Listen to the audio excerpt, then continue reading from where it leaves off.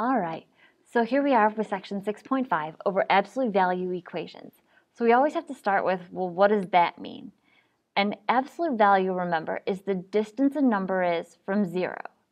So that if we're looking at something that has an absolute value of the number 3, how far is the number 3 from 0? Well, 3 is 3 units. We would represent it like this, because 3 units from 0. Now, what about the absolute value of negative 3? How far is negative 3 from 0? Well, hopefully, it's pretty obvious that it is also a distance of 3 units. So that what we're seeing here is that there are two numbers that have a distance of 3 from 0.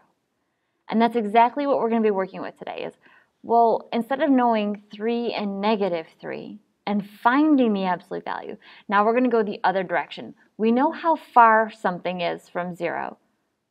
What is that something? So when we look here at number 1, it says the absolute value of x is equal to 6. Well, what are the numbers that could be in here? X could be 6 because 6 is 6 units from 0, but x could also be negative 6. There are two possibilities. So we could either be this point or we could be at this point. Would you go ahead and do numbers 2 and 3? I think they're pretty quick and easy, but fill them in.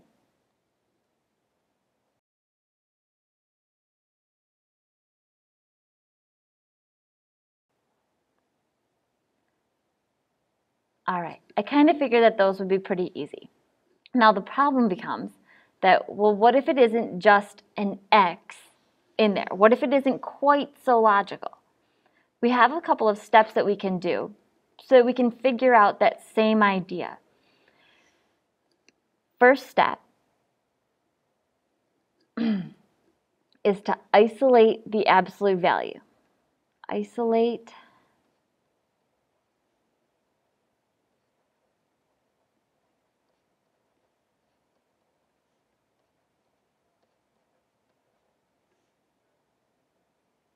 that means get the part that's being in the absolute values, get that all alone on one side of the equation. So that when we look at these example problems down below here and compare numbers 1, 2, and 3 with numbers really 4, 5, and 6, hopefully it becomes really obvious that in number 1, the absolute value is all alone on the left-hand side, but in number 4, it's not. That negative 4 or minus 4 needs to get rid of first. Before we even go any further than that, though, I need to tell you that absolute value bars are snotty. Nothing can come in. Nothing. Nothing can come in. So you can't combine like terms, you can't distribute. They're terribly mean things. The only way to get them off is to write two equations. Whoa, sorry, that totally probably made loud noises. That I want you to practice it like this. So to take the absolute value bars off, you have to write two equations. So now I know you're watching these, so take a second and do it. To take absolute value bars off, you have to write two equations. Now, let's write it in. Take absolute values.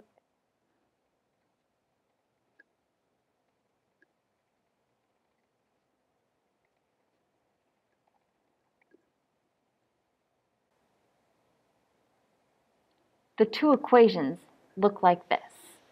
The first is, so first equation, take that first bar off, write exactly what you have, x plus 2 equal to positive 3.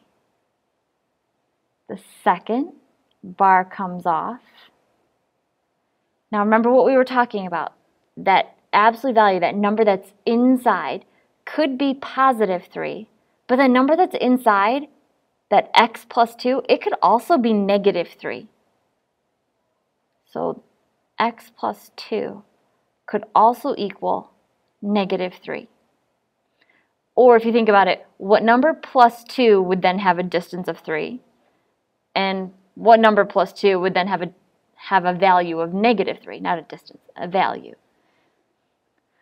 So that, subtract 2 from both sides. And if x is equal to 1, 1 plus 2, that's 3. Yeah, its absolute value is 3. So that x is equal to negative 5 is the second spot. If I have negative 5 plus 2, that's going to give me negative 3. And the absolute value of negative 3 is definitely 3. So we end up with 2 answers. Absolute value problems always have 2 answers.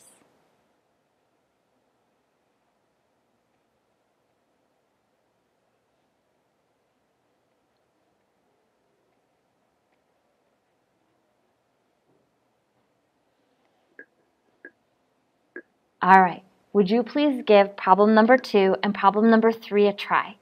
I want to make sure you really understand how to take these bars off. If your first step is subtract 1, I will start taking points off automatically. You cannot take anything out of an absolute value bar. You must get rid of them first. All right, pause it, give numbers 2 and 3 a try.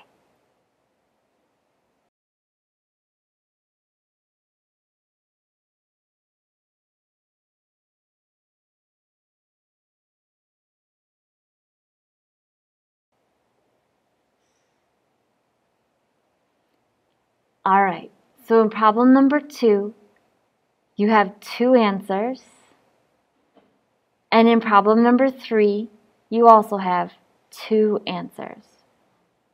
Remember that the thought is that there are 2 possible things that could have a distance of 3 or a distance of 4 or a distance of 5, like in numbers 1, 2, and 3.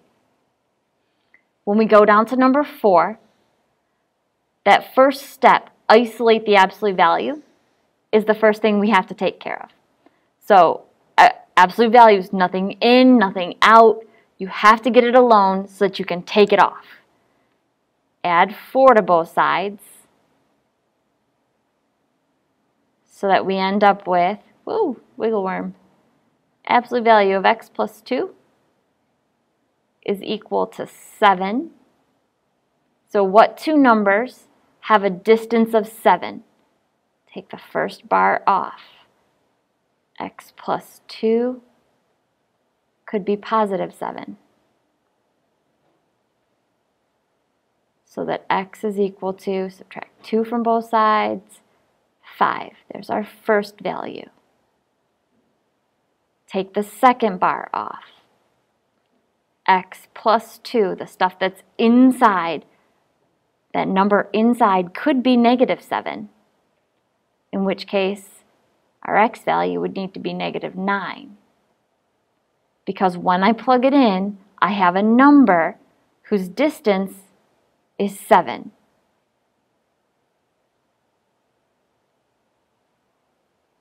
Look at number 5. Is it isolated? What do you need to do first? Hopefully you said division, right? 4 times the absolute value. Nothing in, nothing out. You have to move it away. Whatever I do on the left of the balance line, I have to do on the right. So we're now looking at the absolute value of x plus 2 is equal to 2.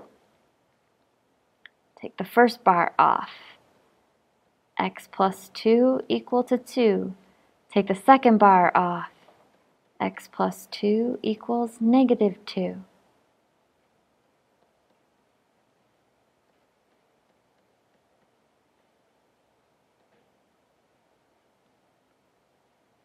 We end up with our 2 answers. Try number 6.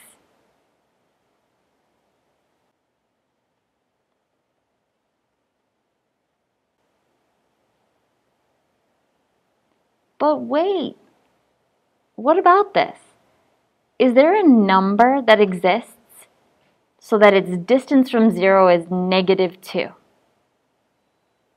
Can I measure a negative distance? You can't. The moment that you have an absolute value equal to a negative number, it can't happen. So we'll put an empty set. We don't need to go any further. An absolute value cannot equal a negative number. So we have an empty set problem.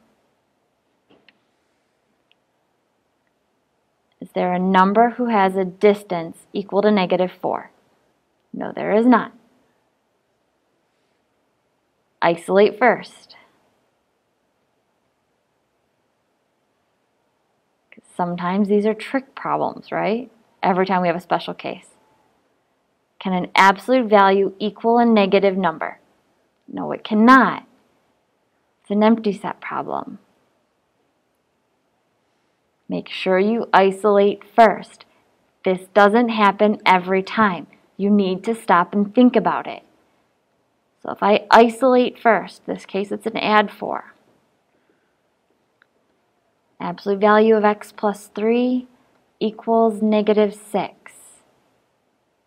Absolute value cannot equal a negative number. This is an empty set problem. I'll say it one more time. Be careful.